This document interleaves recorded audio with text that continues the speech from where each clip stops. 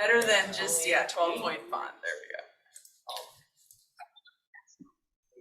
Okay, I just want to say welcome, everyone. This is our special meeting, our legislative agenda. Please let the record reflect it is 3 o'clock on December 7th. Let the record reflect that we have 3 county commissioners that are present. Commissioner Jordan's Here, just popping over. Okay. And I know Commissioner French may or may not be on Zoom. He's not going to be able to join in. Okay. So I just want to say thank you to. I think we have a printer. Yes. Oh, there's more coming in. All right, thank you, Jeff. Commissioner Jordan. Sorry. Hi. I know, I was gonna say, so I come in distance. You got it. A few hundred miles away. Yes. Only a couple of days. You got it. Hey, Jenny. Hi, Dr. Scott. Yeah. Oh, We got a good training budget. I was coming to you to bring you. I'll see if anybody else is. Take a chair. Whatever you You're good with. Oh, yeah, I can scoot down a little bit more. Do we need? We can scoot down a little more. Tired of buying color. Sorry. It's all black and white. And we have now been joined by Commissioner Chris Jordan. So what I'd like to do to start off the legislative agenda is just to go around the room and then we'll go on Zoom and have everyone introduce themselves since we have 2 new county commissioners since last year when we did this. But most everyone knows each other, but just in case, so I'm gonna start with County Commissioner Mary Cuney. Senator Mark Schessler, 9th LD. Representative Danny Graham, 6th District. Representative Leonard Christian, 4th. Representative Suzanne Schmidt, 4th District. Right on time, Senator Mike Patton, 4th District. Scott Simmons, Spokane County CEO. Joe Schmidt, 9th District. Tim Ormsby, 3rd District. Chris Jordan, new county commissioner. I'm still gonna use that for a year or 2. No, we have Let's go 2 years. Amber Waldrop, County Commissioner. Josh Kearns, County Commissioner. Ron Valencia, Spokane County. Tina Baxter. Jeff McMorris with the county. Jacqueline Maycomber, 7th District. We do have some people on the side here that I'm gonna have introduce themselves to before we go to the Zoom. Victoria Leifer, Commissioner French's office. Rebecca Comegys, Executive Assistant to CEO President. I'm Amy Farron, Assistant to Commissioner Waldron. Chrissy Lowe, working in Chris Jordan's office. Great, and then I'm gonna just go in the order that I see people, so I'm gonna start with Mike Burgess, Mike Burgess, County Lobbyist. Senator Billig. Okay. Hi, Andy Billig, State Senator from the 3rd Legislative District, Central Spokane. Thank you. Representative Riccelli, Hello, Marcus Riccelli, State Representative, 3rd District. Representative Volt, Mike Bolt, State Rep, 6th District. and then we've got a couple of people from our staff that are online too, so Pat, if you want to introduce yourself. Hi, Pat Bell, Communications Director, Spokane County. Scott Chesney.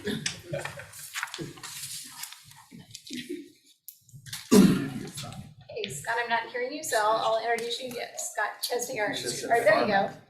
Go ahead. Hi, Scott Chesney. I'm the Planning Director. And then it looks like Chris Anderson.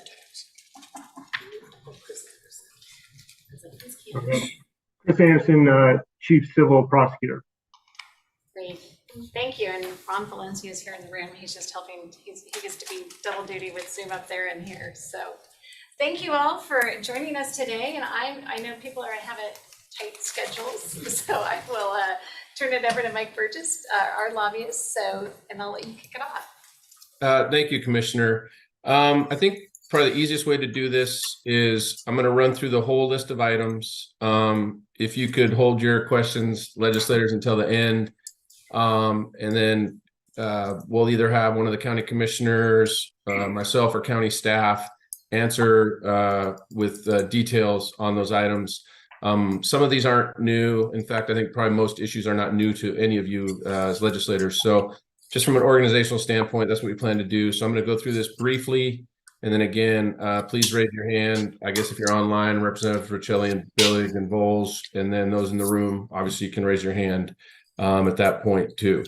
Starting off, we're going to kind of go through three buckets. There's general legislation and operating, capital, and then transportation. And just starting off here in the beginning, obviously some legislation, some interest from the county in disaster relief and fire response.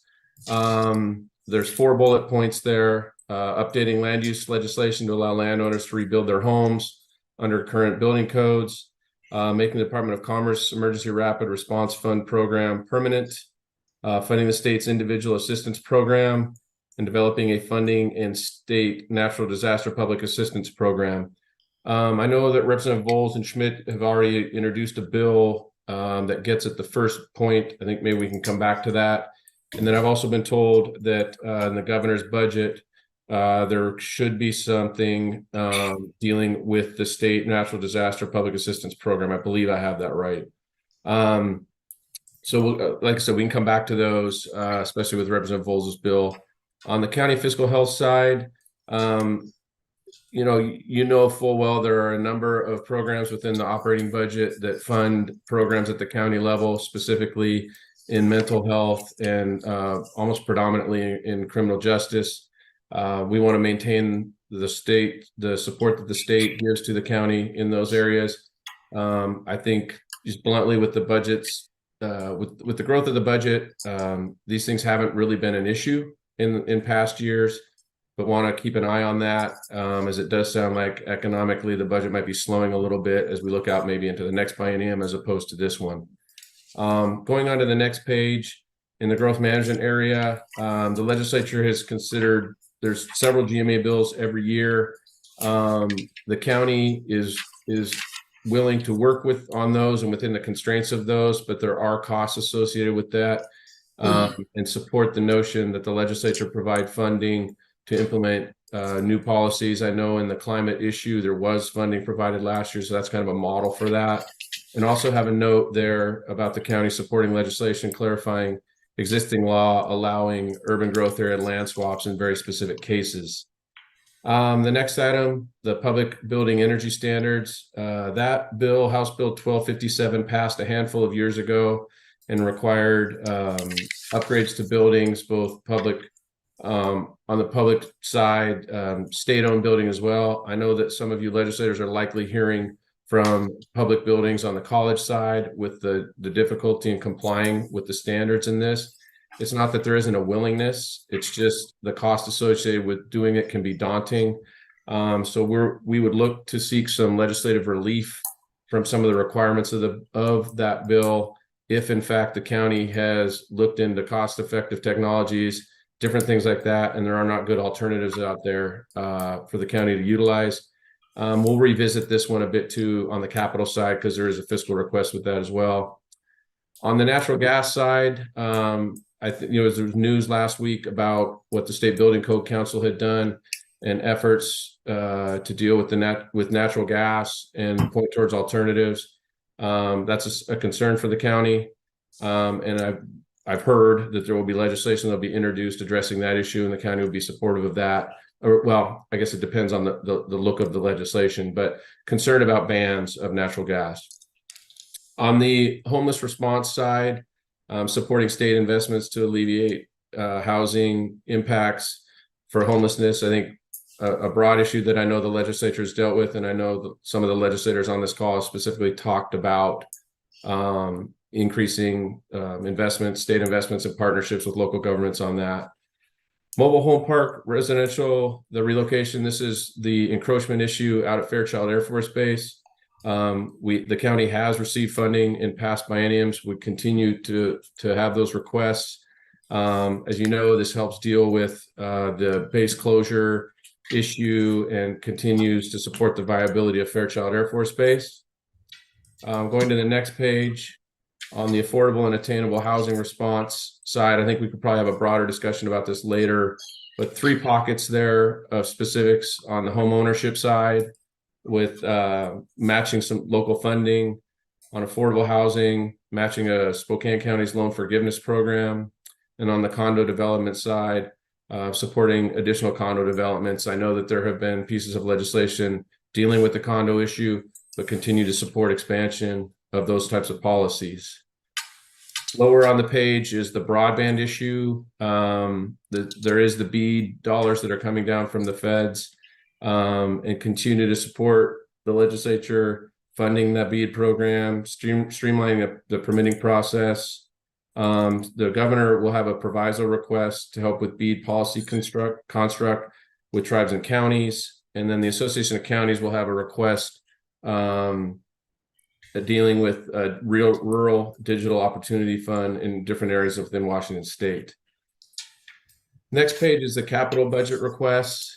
Couple, 3 or 4 here of note. This goes back to what I talked to on the clean building side. The Spokane County campus has an estimate of $20 million to comply with that bill. Our hope would be that the state could match that at a 50% level. So that's why you see the $9.5 million request. And then kind of dovetailing with that is updating the regional health district building. The cost of that associated with House Bill 1257 is $3.75 million. The request is, excuse me. The estimates are $7.5 million. So next item below is a helicopter that the county sheriff's department needs. That's also kind of a regional request. There are definitely multi-county benefits to that for disaster response. And of course, referencing back to the fire, that would have been, that's a necessary thing that the county needs for any number of circumstances. The communications building, the current building is constructed in 2003. It's not configured in a way to allow for the best practices. So we would support and request $3 million for a build out of a new building. And then on the last 2 pages are a list of several transportation requests. The Four Lakes Interchange, Wall Street, which is up by Whitworth and Greta to Whitworth, the Glen Rose Corridor, arterial preservation program for various treatment and maintain arterials. On the next page, Argonne Road, the 32nd Avenue, Sullivan Road interchange in Spokane Valley, North Hatch, which I think Commissioner Kearns, you might have an update on the North Hatch, which you could fill in after I'm done, and then the Elk Chowderoy. None of these transportation projects are new. These were on our list last year. So that's a very quick, high-level overview of the items on the agenda. I think probably most helpful is a dialogue to go back and forth between you all and the county staff and county commissioners. Senator Billig, obviously see your hand up. I wanted to give Commissioner Kearns a chance to speak real quickly on the Hatch Road, and then obviously Commissioner Cuney, it's your meeting to run. So I'll turn it over from there. Yeah, so just really quick, we received a TIB grant to complete that north section of North Hatch Road from Ballard up to Bidwell Park. So we would like to actually cut that ask in half from 2.5 down to 1.25, which will help us defer some of the matching funds costs that will be associated with the project. So cut that number in half, please. Senator Billig, I saw you had your hand raised. I had a question about one of the items. Are we in the question portion? Yes, go ahead. Okay. All right. Thank you, Madam Chair. I appreciate that. Question on the disaster relief funding. So I think I understand all of the items, and then to replenish the funds, I'd made a promise that if they just got the money out quick, we would do everything we could to replenish the governor's reserve fund that they were using. So that request will go in for sure. But beyond, and I appreciate that you're taking some of the lessons learned from that experience to talk about what could happen in the future, which will not just benefit Spokane County, but the whole state. So thank you for that. But my specific question, are there emergency response needs related to the fires that are needed now? Like, are the funds that were allocated still there being distributed, or do we need to get more funds now to help with the fire victims? Do you want to go? And then I think Chandra. I'm going to let Chandra do it. Okay. So So Chandra Fox is our emergency management director, and we have her online who has the latest details. We're getting updated from her, but I will let Chandra speak to that, Senator Billig. Okay, thank you. Can you hear me? Yes. Okay.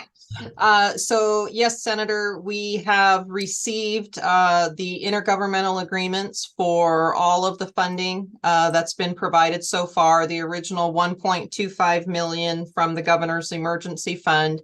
And then the BOCC just this week signed the IGA for the additional 3.5 million that's coming from Commerce and the Governor's Emergency Fund. So in terms of what those funds are being used for, the original 1.25 has been allocated to asbestos testing, disaster case management work, and then transitional housing, a couple of very specific special projects within transitional housing. We have spent quite a bit of funds, around $60,000, to help winterize RVs. We have quite a number of folks who are living in their RVs on their property. So we provided supplies and materials to winterize them. And then we have a project that's being undertaken up in Elk, where they are taking 40-foot Connex boxes and turning them into tiny homes. And so they're working on the first 4 boxes right now. So that's underway right now. In terms of the debris management, we have 3 contractors who have all received their contracts. They have all received their assignments. We're assigning them specific properties based on our knowledge of who our uninsured folks are, and our uninsured folks are the priority for those funds. But our contractors are on the ground, and they're getting the rights of entry and all of that worked out with the property owners to start clearing. Thank you so much. You're welcome. So, and Chandra, I think, part of that question was, are there still needs that are not funded that could be used, could be helped for this community? Because I think you talked about last time that there's people that are still in tents and just different things like that. So if you could speak to that. So honestly, right now, I think we're doing okay with the funding. The challenge is our largest population group are going to be our underinsured. So all of our state money comes with the caveat that it be directed toward our uninsured and people who are at that 80% AMI income rate. And so our folks who are underinsured right now are not getting a whole lot of support. But there's, we're trying to service them through our nonprofit. So the Innovia Wildfire Fund is being used to leverage some of those immediate needs that folks have. So in all honesty, I think, right now in terms of the work that's being done, where we're actually at an okay funding level. I will know more once we start getting the invoices back from our contractors actually doing the clearing work. The good news is we were anticipating far more properties being contaminated with asbestos, and we're seeing only about 18 to 20% of those properties being contaminated, which does reduce the clearance cost for us, because we're not having to abate the asbestos as well as clear the debris. So that's a little bit of good news there. Thank you so much.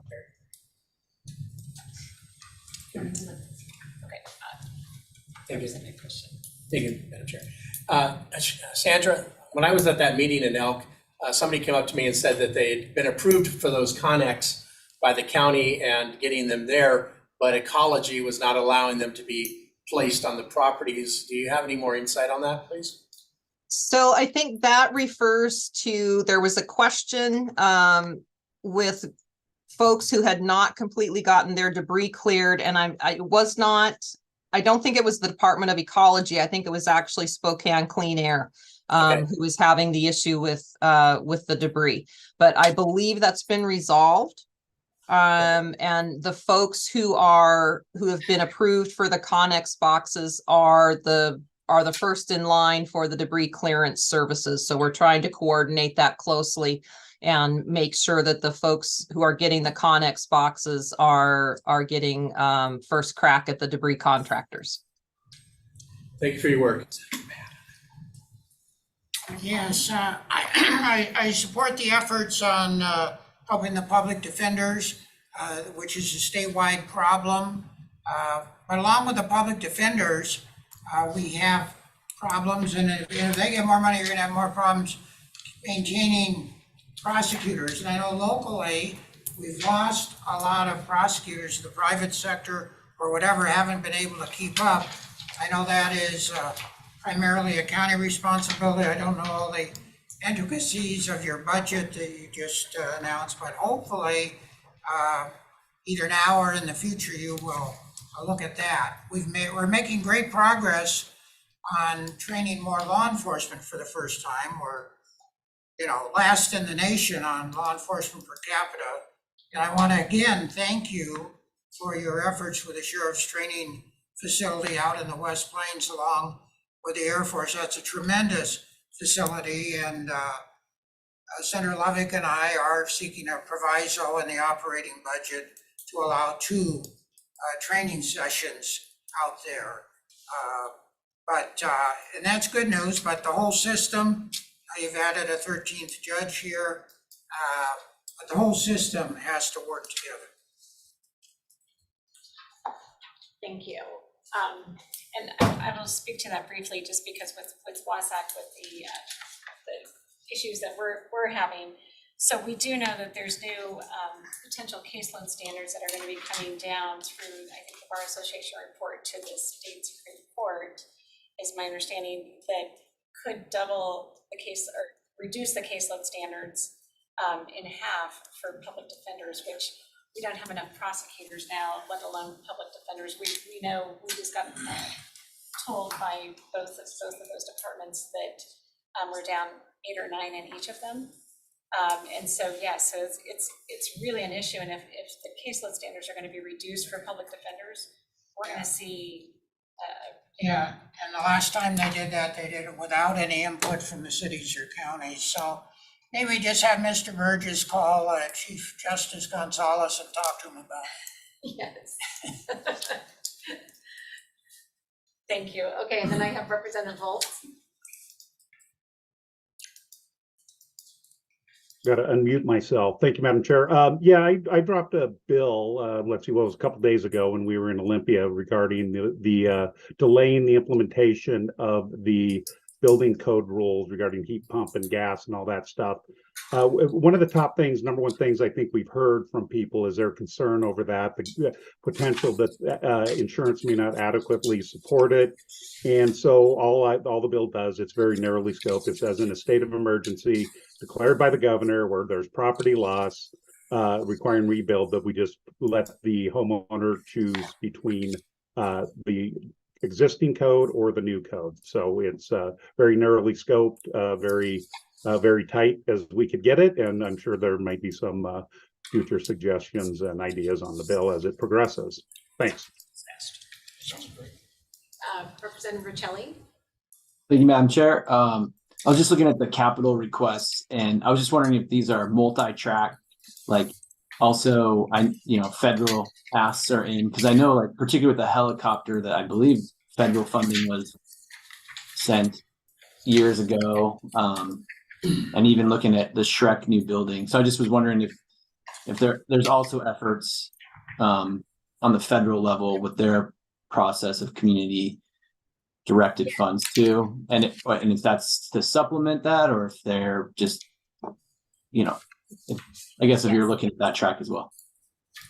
Thank you for that question.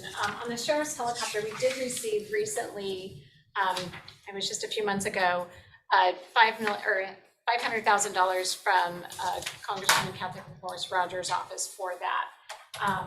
$2 million is what's left to pay for it, and so what it's doing is we have a fleet of, we have a couple of helicopters that are very old that can't fly in the heat.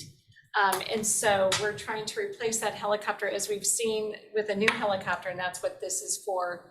And as we've seen with pursuits, that it's really been advantageous to have that, so that way there's not pursuits on the ground. They're able to do the infrared from the air and to be able to look and do that, follow those people they're pursuing, and so the officers on the ground can do it in a safe manner. The other thing that we've seen too with the helicopter is in rescues. So just recently there's been a couple up in Okanagan County of rescues that have happened, and we'll see over the course of winter tends to be more of that. We do work with Fairchild Air Force Base with their rescue operation group, but they're not able to, and I represent them at the civic leader level, they're not able to quickly get into a search and rescue operation for civilians, because they're first and foremost for the Air Force, and they've got to go up the chain of command to make that happen, which doesn't always happen as quickly as we need it to. And so that's why the Sheriff's Office has really stepped up in the search and rescue area. So hopefully that answers your question on the helicopter. I'm going to ask Scott on the Shrek building, because I believe that's kind of the gap funding for the Shrek building. Yeah, the majority of it's being paid for by Shrek. They've been putting aside money into reserves year over year. And so I think this is, how much was it on there, two? Three. That's probably, gosh, maybe less than 1/10, maybe be about 1/10 of the construction costs, estimated construction costs. And no federal pursuit of dollars for that one. So it might be helpful just to put the total cost for those and what we're asking from the state from that. Okay. But also to add, to also help with the purchase of the helicopter, one of those aging helicopters, I think it's somewhere in the 1970s is when it was built. That will be that will be sold. Estimated value to that is between $900,000 and $1 million. Still on even on an old model like that. So that will also help cover some of the cost of this newer helicopter. So I do think if we get the total cost to show that for you, to be able to show where the additional revenues we're getting to help offset the cost of it. So thank you for bringing that up, Representative Riccelli. I have a question, Madam Chair, about the accident potential zone at the Air Force Base. So previously the state bought a motel and a mobile home park out there some years back. And that was everything that was in the accident potential zone at the time. Is this in that zone? Is this something that the Air Force has requested? Let's see. And Representative Bolts, do you know more on that? I mean, that's Commissioner French's. I think it's additional. I think there's one mobile home park that we would like to purchase at this point in time, but we don't have enough funding to do that, and it is in that zone. And then we do have housing that we're working with Community Frameworks and Habitat for Humanity that has other housing options in Airway Heights. So it is trying to continue that same process. Yeah, I believe there's maybe up to 5 or 6 more mobile home parks up in the Airway Heights area in the APZ. So we have been trying to actively pursue one of them for a purchase over the last year or so, but there are more as well.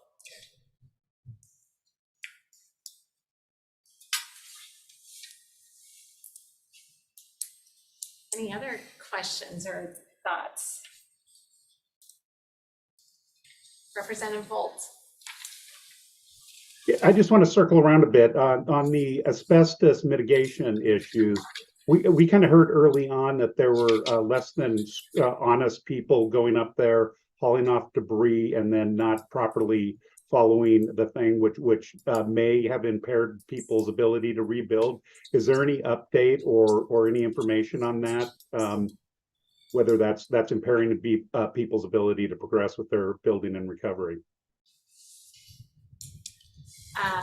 I haven't heard. I hadn't heard that those individuals had actually shown up. I know it was something that Chandra and Sheriff Knowles had warned people, like be weary of the people that will come up and say, yeah, I'll clear your whole property for this really, really low price. But I don't know if kind of how pervasive that problem became or if it became an issue at all. Because folks were warned quite there was a lot of warnings sent out there to tell people to be wary of that type of practice. Okay, that's good, because I heard at one point there was a lot of concern that stuff was already happening, so that's good to hear. Thank you. Yeah, and I apologize because Chandra, it sounds like is already off the Zoom, so I will find out the answer to that question for you. We'll talk to Chandra Fox.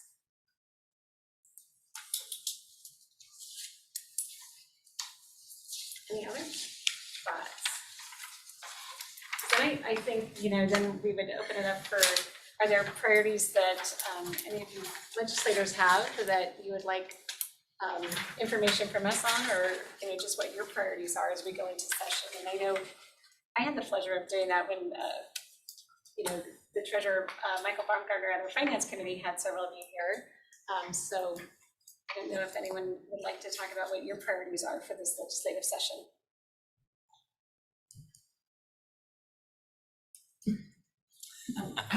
One thing that you've supported in the past, we're making a little tweak, and it might have been obliquely referenced by Mr. Burgess, but on the condo, I have already introduced some legislation that would make a minor tweak. The bill that passed allowed for 12 units, 2 stories. This would go to 3 stories and allow one to be parking. I know it would be planned to be used in Kendall Yards for underground parking, or it could be 1 retail. The residential units would be the same. And I've introduced that. Senator Peterson again is the co-sponsor. Thank you. I think it's important. I was at a retreat, Jacqueline, I was at a retreat this weekend with mayors from other cities as well. And it still is the #1 priority for them is getting that, staged home ownership. Like one of the mayors was saying she'd like to get into a condo and sell her house and make it available for other people, but without having that, it's really hard for the system. We had a lot of support on the bill. Betsy Wilkerson was testified for it, so.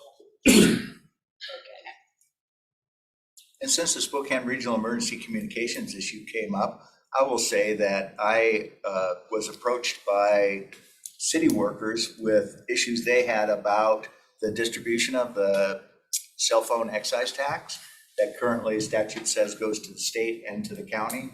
And so for all fire dispatches, I think that is all covered, because I think the Emergency Communications Office does the fire-related ones, but not the law-related ones. So that the city does that. And just since many city residents are paying the excise tax, looking at the formula for the distribution of the excise tax resources proportionally for the amount of time that state, county, and municipal employees are spending on calls, I think we'll probably take a real smart staff person to figure out the proportional distribution there, or what would need to actually be in statute. But that's not a priority, it's just something I'm working on. Okay, and I think Scott is on the Shrek board and might want to speak to that. And Representative, I'd encourage you to talk with the 911, state 911 office, because the Shrek receives all 911 calls, and that's what 911 goes to pay for. They dispatch for all fire. The only one they don't dispatch for is the Spokane Police Department. So all those jurisdictions pay for their own dispatching fees themselves. So the 911 excise tax itself, though, is really, my understanding is prominently used for 911, the call receiving, the initial one. They do the call triage, and then they hand it over to whoever's going to dispatch them. I think by state law, it's required to go through what they call PSAPs, primary service access points or something. So I would imagine the state. I'm happy to check with that. Yeah, and I think it's proportional. So if I am receiving a City of Spokane call for police, I'm at the Emergency Communications Office where the call is received. I do the 20-25 second initial thing, then I pass it off to Joe, who's City of Spokane call intake and dispatch, who spends 2 or 3 minutes doing it, and without. So just wanting to make sure that the resources are being spent for the ecosystem of emergency communication, not just the initial pickup of the phone.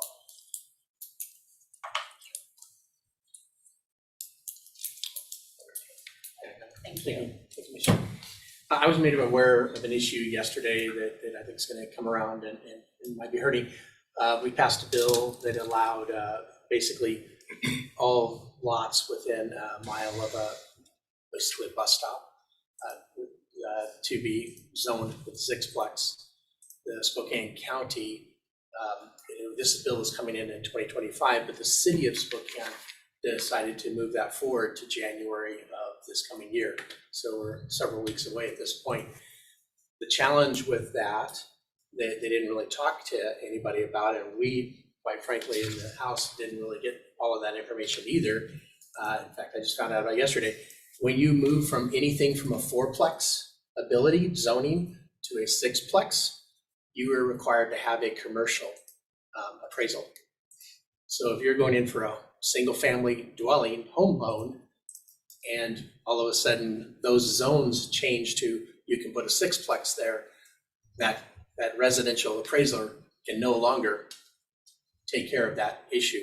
It now has to go to a commercial appraiser, because the highest and best use now may not be that single family dwelling. It now may be tear that old beat up house down and build a sixplex there. And so therefore, the issue became when this lender called the Freddie Mac and Fannie Mae and realized that's their requirement. They're the ones who buy these loans afterwards in most cases, insure them and set the standards. And they're hard and fast, sorry, you have to have a commercial appraisal loan for any if it's zoned for sixplex. And so all of Spokane City may be shut down for lending as of 1 January for any closing, which could affect REIT taxes and everything else. So this is kind of like just came out of the box, like in the last couple of days. I was aware of that, Leonard, and you say, but I thought it was state, but this is federal. The Freddie and Fannie Mac are the ones who made the decision to say, you'll have to, so they could make the loan, but then they may have to buy the loan back. And most of these lenders, if they were to have to buy back 2 or 3 years. They're the ones that insist on a commercial appraiser. Yeah, the Freddie and Fannie Mac, not the state. So it's not a state level insisting on it, it's the federal insisting on it. So with us changing the entire city or most of the city within a mile of the bus route to the 6, in what was supposed to be really good legislation, may have had a pretty severe unintended consequence. And I understand Shoreline and one other city have also done that at the same time. So just to let everybody know I that. bet we hear about that, huh? I think we will. I would think that would be commercial banks that are requiring that, because anything 1 to 4 is generally, you can get a residential loan on it, but once you go over 4, it's a commercial loan. Well, that's correct, but since the zoning can be 6 now built there, they have to have a sign off on the residential appraisal saying that it is highest and best use of that property. Well, that residential appraisal does not have the expertise to now sign that, because it's now a commercial zone property. So you are correct, but it's, even though it's a residential loan. So this gentleman said he will not be closing any loans in Spokane after 1 January, and he owns several companies, sorry. Just to confirm, so I understand what you're saying, are you saying that that's with even if an individual goes to purchase a single family home as a residence, or just if they're going in to redevelop the property? Even to purchase or even refinance. Oh, wow. So Okay. any residential loan will now have to have a commercial appraisal to sign it off, and there's not a lot of commercial appraisers. They're already months out and extremely expensive, where a home might be $1,000 for appraisal. These could be $10,000. Okay, Commissioner Waldorf and then Representative Riccelli. Well, that's just an interesting information. I mean, it'd be interesting to dig further into that, because we've had lots of areas of the city when I was on city council that are zoned in the centers and corridors where you can build pretty, large apartment. If you think Hamilton Street, some of those large apartment buildings that used to have single family homes. And I haven't heard of people who live in some of those homes still that have not been redeveloped into multi-units. I hadn't heard about that concern from folks who still own homes just along the corridor, but they haven't gone in to redevelop so I wonder, it's interesting. Yeah, and even the realtors. Because we've had other zoning that's like that in the city. Yeah, well, I get it, and again, even the realtors, Washington Realtors have, said it fine, this isn't a problem, until this lender, went to a conference and they started looking into the Freddie Mac.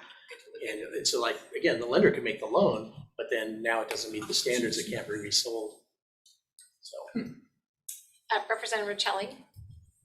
Yeah, I know that Representative Bateman is aware of this. I actually brought it to her as well. And so, there's a piece to advocate for federal guidelines to amend the definition of commercial housing to over 6 units. So that's one of the things that's being worked on. Representative Bateman also asked the Department of Commerce to work with the Department of Licensing to help appraisers get the information, and appraisers can partner with the residential appraisers can partner with general appraisers to complete their appraisal process. But I believe this is, I would say, reach out to Representative Bateman too, because she's getting involved in this issue, and I'd be happy to connect with you as well. But yeah, it's surfaced for me as well.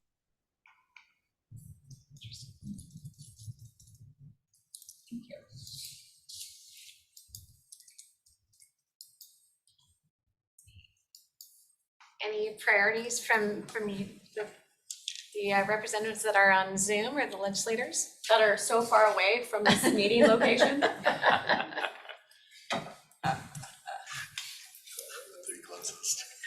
For Representative Maycomber, do you have priorities? My priority is do no harm. That is my mantra this year. Senator Billig? Thank you, Commissioner Uni. I think broadly, priorities are going to be similar to last year: housing, behavioral health, childcare. So nothing surprising. And I think, right now, I do feel like it's going to be, a true short session. There is some money in the operating budget to spend for things that we have to spend on. So it's, we're not in a cut mode, but we're also not in a huge spending mode. So I think it'll be fairly quiet overall. One thing, just to set expectations on the capital and transportation budget, the capital budget, which is billions of dollars in the 2-year, Senator Chesler. No, actually, I'll leave the capital budget update to Senator Chesler. I forgot he was in the room. He knows it way better than me, but it is going to be a little more constrained than in some past years. And then the transportation budget is not going to entertain, where the transportation leads are not going to entertain projects, because that budget is really intense. And if the Climate Commitment Act were to fail at the ballot, then the budget would be in even worse shape. So they're going to hold off on any new projects. Thank you. Speak to the capital budget. Well, the capital budget has just under $100 million in general obligation bonds capacity, so member pork will be slimmed way down. Just a fact. Capital gains income tax money is up, which goes to school construction, so that'll be a vigorous area. The cap and tax fund is much high, but we don't know what percentage will go to the capital budget. I think we're going to see a big lineup of people looking for that. For example, higher ed, who is in a box of you pay the penalties or you ask for an obscene amount of money to get around it. So we'll just see what operating and transportation leave for capital from that fund. And we also have to realize that January 1st, 2025, it may be no longer. So we probably would be wise not to spend any money anticipated after January 1st of 2025. So I think what's fairly well squared away on the Climate Commitment Act money, Senator, is that carbon emissions reduction account is all transpo.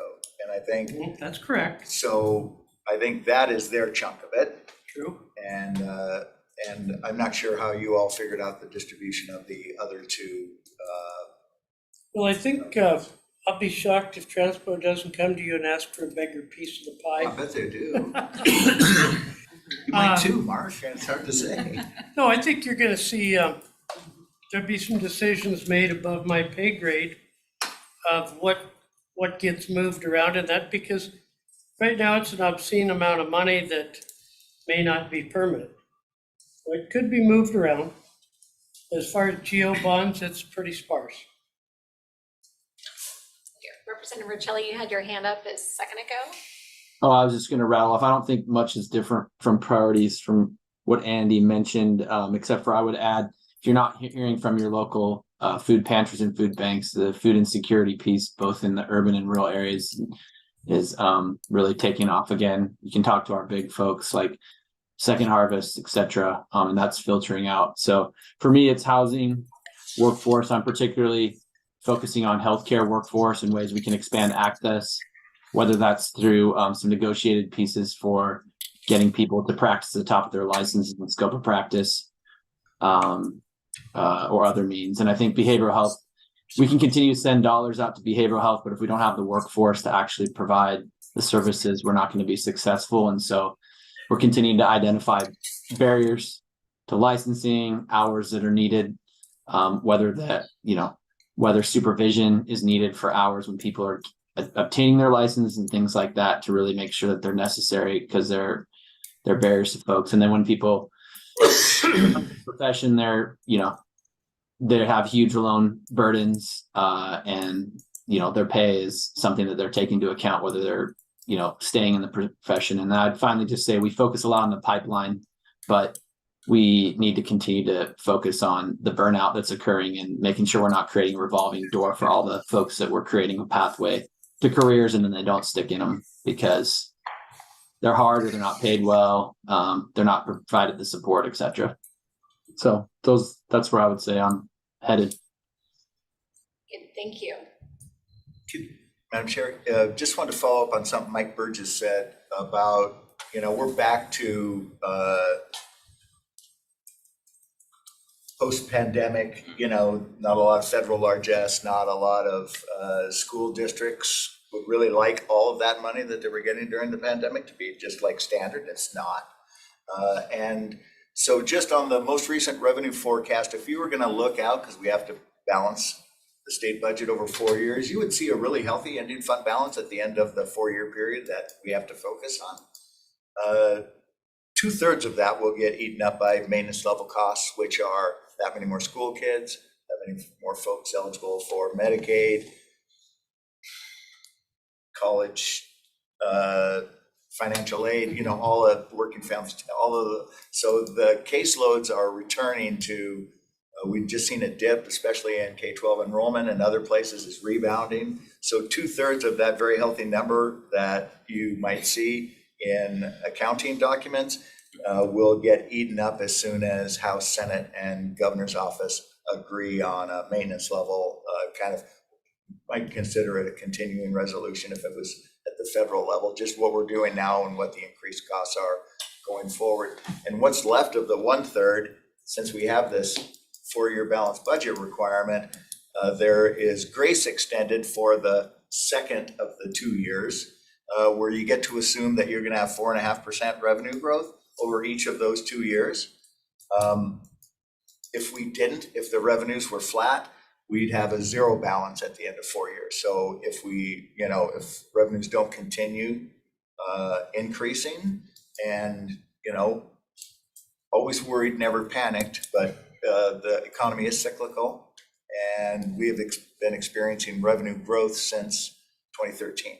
So if that worm does turn, then the prospects for the state become much more constrained for making sure that we're able to come up with a positive number at the end of the 27-29 biennium, or 25-27 for this upcoming supplemental budget. But when the budget is developed in 2025, we'll have to use actuals, not the projected revenue increases.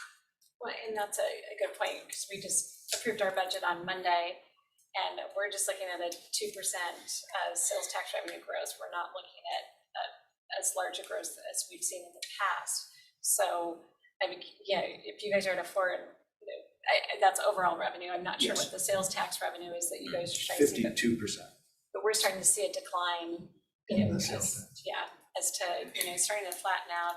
Like I said, we we expected 2%, I think STA had started off with a higher number, we thought for revenue, and then They're using 1.7. they've brought it down Down. to.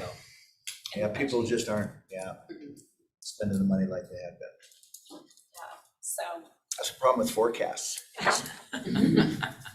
yes. No, and Representative Riccelli, to your comment on the food banks, I mean, we're definitely seeing more use, and I know we're just dealing with Fairfield and Spangle, that there's some talk of Second Harvest doesn't have as much to put down there, and so we're talking through that, working through that right now to see what we can do.